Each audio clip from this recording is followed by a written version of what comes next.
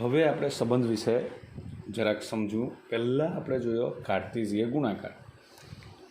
ચેપ્ટરનું નામ છે સંબંધ અને વિધેય. તો હવે સંબંધ શું છે?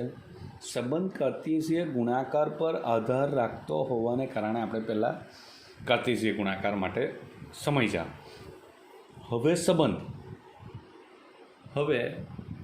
સંબંધ એટલે જો બે અરિક્ત ગણ લેવામાં આવે એ અને બી, તો એ ક્રોસ બીના એટલે એ ક્રોસ બીના જે પણ ઘટક આવે ને તેના ઉપગણને એથી બીનો સંબંધ કહેવાય છે. એ ક્રોસ બીનો ઉપગણ ક્રમયુક્ત જોડમાં એ ક્રોસ બીમાં જે આપણે ક્રમયુક્ત જોડ જોઈએ ને તેનો પ્રથમ ઘટક એક્સ અને બીજો ઘટક વાય વચ્ચેના કોઈપણ સંબંધ પ્રસ્થાપિત કરવાથી મળે છે એથી બીનો ઉપગણ. હવે એમાં જે પહેલો ઘટક હોય ને બીજો ઘટક હોય તેને પહેલા ઘટકનું પ્રતિબિંબ, બીજા ઘટકને પ્રથમ ઘટકનું પ્રતિબિંબ અને પ્રથમ ઘટકને પૂર્વ પ્રતિબિંબ કહે છે. જો બીજા ઘટકને પ્રતિબિંબ અને પ્રથમ ઘટકને પૂર્વ પ્રતિબિંબ કહેવામાં આવે છે. આ એમસીક્યુ માટે એ ક્રોસ બીના બધા જ ઉપગણને એથી બીનો સંબંધ કહેવાય. આ ને આ યાદ રાખવાનું. હવે જેવો સંબંધ આવે એટલે તેનો પ્રદેશ અને વિસ્તારની વાત કરીએ તો એ ક્રોસ બી લઈએ તેનો એક્સ પહેલો જે ઘટક હોય ને પ્રથમ ઘટકથી બનતા દરેક ગણને પ્રથમ ઘટક હોય ને પ્રથમ ઘટકથી બનતા ગણને પ્રદેશ કહેવાય ને બીજા ઘટકથી બનતા ગણને વિસ્તાર કહેવાય. ક્રમયુક્ત જોડમાં જે પહેલો ઘટક હોય તેનાથી જેટલા ગણ બને ને તેને પ્રદેશ કહેવાય ને બીજા ઘટકથી જે બને ને તેને વિસ્તાર કહેવાય. ને એથી બી એમ કહે ને એ અને બી તો જે બીજો ગણ હોય ને તેને આરનો પ્રદેશ કહેવાય. બીજો ગણ આ સહપ્રદેશ કહેવાય. બીજા ઘટકથી બનતા ગણને વિસ્તાર કહેવાય. આ સહપ્રદેશ અને વિસ્તારને થોડોક ડિફરન્સ છે તે આપણે ઉદાહરણ દ્વારા જ સમજી શકાશે. હવે સંબંધની સંખ્યા કેટલી થાય તે આપણે જોવાનું. તો ધારો કે એ માં ઘટકની સંખ્યા પી છે અને બીમાં ઘટકની સંખ્યા જો ક્યુ હોય તો એન એ ક્રોસ બીના સભ્યની સંખ્યા કેટલી થવાની? આ બેનો ગુણાકાર એટલે પીક્યુ થાય. તો એથી બીના સંબંધોની સંખ્યા 2PQ થાય. 2PQ થાય. હવે જે આપણે વાત કરતા હતા તે કે જો આર બરાબર એટલે કે જો એ ક્રોસ એટલે જે સંબંધ કહે તે જો ખાલી ગણ આવતો હોય એટલે કે એ ક્રોસ બી જો ખાલી ગણ આવતું હોય તો તેને ખાલી સંબંધ કહેવાય. ને એ સંબંધમાં જો એ ક્રોસ બી લઈએ અને બધા જ ઘટકો આવતા હોય તો તેને સાર્વત્રિક સંબંધ કહેવાય છે. હવે આપણે 2.2 લઈએ તેમાં પ્રદેશ સહપ્રદેશની વાત કરીએ છીએ. સ્વાધ્યાય 2.2 તેમાં એમ કહેલું છે કે એ બરાબર 1 2 3 4 અપ ટુ 4 અને સંબંધ એવો આપેલો છે કે આર એથી એ એટલે આર એથી એ એટલે એ ક્રોસ એનો એવો સંબંધ આપેલો છે કે 3x - y બરાબર 0 થાય. તો આરનો પ્રદેશ સહપ્રદેશ અને વિસ્તાર શોધો. તો પહેલાં આપણે એ લઈ લઈએ. એ બરાબર 1 2 3 ... 14. તો જો 14 સુધીના આપણે લઈ લઈએ ને જો 3x - y બરાબર 0 થતું હોય તેમાં રિલેશન બી આપણે લખી દઈએ કે મારે x અને y એવા સિલેક્ટ કરવાના છે કે 3x - y બરાબર 0 થવું જોઈએ. તો સંબંધમાં જો ધારો કે આપણે પહેલો ઘટક 1 લઈએ એટલે એક્સની કિંમત 1 લઈએ તો વાયની કિંમત આપણે જો આમ લખી લઈએ 3x - y બરાબર 0 એટલે y બરાબર 3x થઈ ગયું. પણ આપણે તો એવું કહેલું છે એક્સ બી એમાંથી જ લેવાનો છે ને વાય બી એમાંથી જ લેવાનો છે. એ આપણે મગજમાં યાદ રાખવાનો. એટલે આપણો જવાબ એક્સએમ અને વાયએમ બંને એમાંથી જ, એટલે 1 થી 14માંથી જ આવવો જોઈએ. તો એક્સ બરાબર 1 લેવું તો વાય બરાબર 3 આવે. એક્સ બરાબર 2 લેવું તો વાય બરાબર 6 આવે. ને એક્સ બરાબર 2 લેવું તો વાય બરાબર 6 આવે. એક્સ બરાબર 3 લેવું તો વાય બરાબર 9 આવે. ને એક્સ બરાબર 4 લેવું તો વાય બરાબર 12 આવે. જેવું એક્સ બરાબર 5 લેવા જાઉં તો 5 3 15 એમાં આવેલું હોતું નથી, એટલે આપણે એને લઈ શકીએ નહીં. હવે આપણે એમ કહેલું કે આરનો પ્રદેશ, આપણે શું શોધવાનું છે? આરનો પ્રદેશ.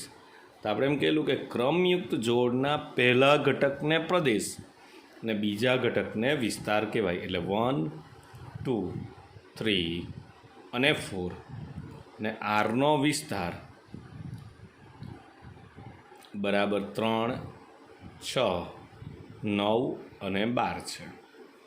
તો સહપ્રદેશ આપણે એક લખવાનો છે, આરનો સહપ્રદેશ. આરનો સહપ્રદેશ એટલે જ્યાંથી જ્યાં વ્યાખ્યાયિત હોય તે, એથી એ એટલે અહીંયા જે પણ હોય ને તે, એટલે તે કેટલું થવાનું?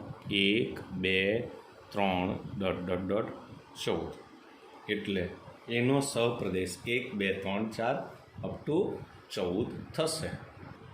સેકન્ડ દાખલામાં એમ કહેલું છે કે આર જ્યાં એક્સ વાય, કે વાય બરાબર એક્સ પ્લસ 5 અને એક્સ બરાબર 4થી નાની પ્રાકૃતિક સંખ્યા હોય તો આરને યાદીની રીતે લખવાનો, તેનો પ્રદેશ મેળવવાનો અને વિસ્તાર, એટલે આપણે હમણાં જે કર્યું તે જ. તો પહેલાં આ જે આપણે લખીએ છીએ તે સંબંધને ગુણધર્મની રીતે લખ્યો કહેવાય. એક્સ પ્લસ 5 જ્યાં એક્સ એ 4થી નાની પ્રાકૃતિક સંખ્યા ને એક્સ અને વાય બંને પ્રાકૃતિક સંખ્યા. યાદીની રીતે લખીએ તો એક્સ 4થી નાની એટલે 1 લખી દેવાનું, 2 લખી દેવાનું, 3. જો એક્સ બરાબર 1 તો વાય બરાબર 6, એક્સ બરાબર 2 તો વાય બરાબર 7 અને એક્સ બરાબર 3 તો વાય બરાબર 8. અને યાદીની રીતે લખી દીધો. 4 કે 4 કરતાં તો મારે 4 લેવા પડશે. હવે મારે શું લખવાનું છે? અને યાદીની રીતે લખ્યું કહેવાય. તો આરનો મારે પ્રદેશ લખવાનો ને આરનો વિસ્તાર લખવાનો. તો સંબંધના એક્સ ઘટકને પ્રદેશ કહેવાય, એટલે કે 1 2 3. બીજા ઘટકને મારે વિસ્તાર કહેવાય, તો 1 2 8 1 6 7 8. એવી જ રીતે આપણે ત્રીજો દાખલો પણ ગણવાનો છે. ત્રીજા દાખલામાં એમ કહેવામાં આવ્યું છે કે એ બરાબર 1 2 3 5 અને બી બરાબર 4 6 9. તો સંબંધ એમ કહેલો છે કે એક્સ અને વાયનો તફાવત અયુગ્મ સંખ્યા, તફાવત કહેલું છે કે બાદબાકી નહીં, તફાવત અયુગ્મ સંખ્યા છે. તો યાદીની રીતે લખો. તો પહેલાં એ બરાબર 1 2 3 અને 5, બી 4 6 ને 9. ને આપણને શું કહેલું છે? આર કે એક્સ વાય મારે એવા લેવાના કે એક્સ અને વાય નો તફાવત એટલે કે મોડ્યુલસમાં x minus Y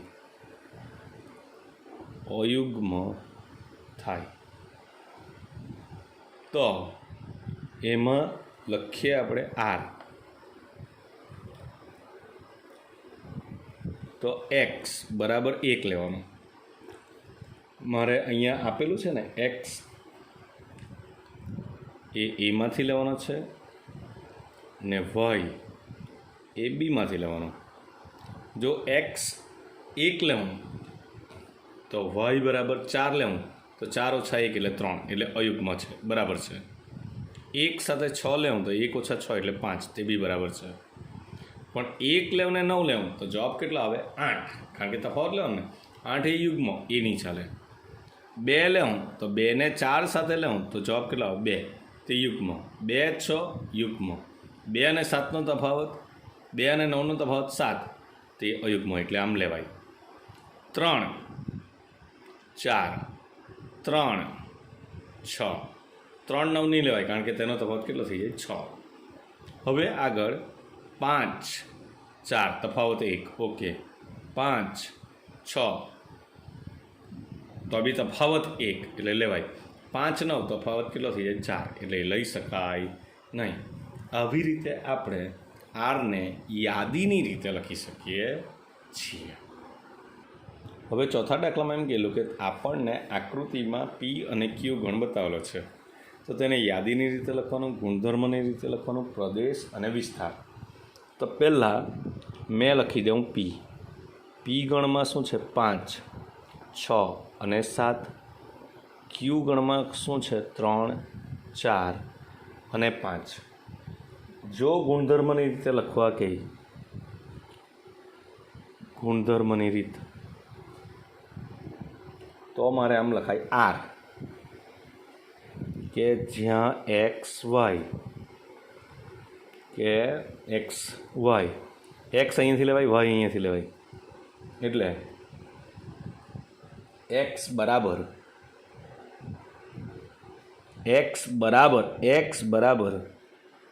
Y plus 2 અથવા વાય બરાબર એક્સ માઇનસ 2, તમારે જે લખવું હોય તે લખી શકાય. જ્યાં એક્સ બિલોંગ્સ ટુ પી અને વાય બિલોંગ્સ ટુ ક્યુ, આને કહેવાય ગુણધર્મની રીત. બીજું કહેલું છે યાદીની રીત. યાદીની રીતમાં આર, તો અહીંયા લખાશે 5 3 6 4 અને 7 5. પછી શું માંગેલું છે પ્રદેશ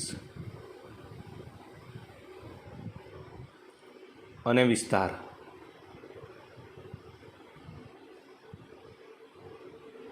તો પ્રદેશમાં તો આરનો પહેલો ઘટક લખાય 6 5 6 અને 7. વિસ્તારમાં ક્રમયુક્ત જોડનો બીજો ઘટક લખાય એટલે 3 4 અને 5, 3 4 અને 5. એ રીતે ચોથો પૈતો. હવે પાંચમામાં એમ કહેલું છે કે એ બરાબર 1 2 3 4 અને 6. એ અને બી એવું લેવાનું છે કે બી એ વડે વિભાજ્ય હોય તો યાદીની રીત લખવાની, પ્રદેશ અને વિસ્તાર મારે લખવાનો છે. તો મેં ડાયરેક્ટલી યાદીની રીતે લખવાનો હોય, તમારે લખવાનું કેવી રીતે તે જોયા કરજો. તો પહેલાં આપણને ખબર છે કે એ બરાબર 1 2 3 4 અને 6 છે. યાદીની રીતે લખવાનું, બી એ વડે વિભાજ્ય હોવો જોઈએ. તો મારે અહીંયા પહેલાં બી લખવાનો, 1 1 વડે વિભાજ્ય છે, 1 2 વડે નહીં એટલે અહીંયા અટકી જાય. બી એટલે કે આ 2 એ 1 વડે બી વિભાજ્ય અને 2 એ 2 વડે બી વિભાજ્ય. 3 એ 1 વડે વિભાજ્ય અને 3 એ 3 વડે વિભાજ્ય. બી એ વડે એટલે બી એ વડે 4 એ 1 વડે વિભાજ્ય, 4 એ 2 વડે બી વિભાજ્ય અને 4 એ 4 વડે વિભાજ્ય. 6 એ 1 વડે, 6 એ 2 વડે, 6 એ 3 વડે અને 6 એ 6 વડે પણ વિભાજ્ય છે. એને કહેવાય યાદીની રીત. શું કહેવાશે? સંબંધની યાદીની રીત. હવે મારે એનો પ્રદેશ બી લખવાનો છે અને વિસ્તાર બી લખવાનો છે. તો પ્રદેશ એટલે પહેલો ઘટક લખાય. તો પહેલો ઘટકમાં 1 આવ્યું, 2 આવ્યું, 2 આવ્યું, 3 આવ્યું, 4 આવશે અને 6 બધા જ આવવાના. ને વિસ્તાર બધા જ ઘટક પોતાના વડે વિભાજ્ય હોય જ છે એટલે 1 2 3 4 અને 6 એટલે કે બીજો ઘટક.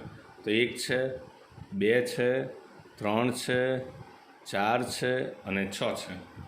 એવી રીતે આપણે પાંચમો દાખલો પણ પૂર્ણ કર્યો. હવે છઠ્ઠા દાખલામાં એમ કહેલું છે કે આર જ્યાં એક્સ પ્લસ 5, જ્યાં એક્સ બિલોંગ ટુ 0 1 2 3 4, તો પ્રદેશ અને વિસ્તાર લખો. તો પહેલાં મારે આરને યાદીની રીતે જ લખી દેવું.